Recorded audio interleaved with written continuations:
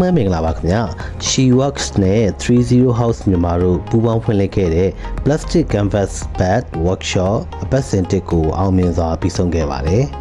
။ She Works ရဲ့2026အတွက်ပထမဆုံးသင်တန်းလေးဖြစ်တဲ့ Plastic Canvas Bag Workshop ကိုဇန်နဝါရီလ24ရက်နေ့တွင်30 House မြန်မာမှာကျင်းပပြုလုပ်ခဲ့ပါတယ်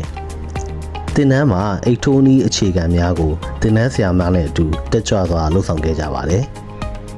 သင်တန်းကိုထိရောက်အောင်မြင်စွာသင်ပြပေးခဲ့တဲ့သင်တန်းဆရာမကိုကျေးဇူးတင်ရှိသလိုသင်တန်းကိုအစလေအဆုံးစိတ်ပါဝင်စားစွာဖြင့်တက်ကြွနဲ့သင်တန်းပြီးဆုံးအောင်တက်ရောက်ခဲ့ကြတဲ့သင်တန်းသူများကိုလည်း She Works အဖွဲ့သားများမှကျေးဇူးတင်ရှိသလိုများစွာဂုဏ်ယူကြောင်းလည်းပြောကြားလိုပါတယ်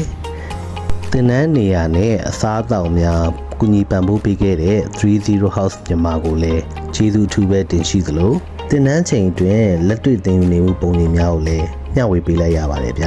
။နောက်လာတွေမှာလည်းမျိုးသမီးများရဲ့ဘဝရပ်တည်မှုအတွက်အသုံးဝင်တဲ့ဘလို့သင်တန်းတွေထပ်မံဖွင့်လှစ်သွားအောင်လဲဆိုတာကို She Works Vocational Training Program ကိုဆက်လက်ဆောင်ကြည့်ပေးဖို့ဖိတ်ခေါ်အပ်ပါတယ်ဗျ။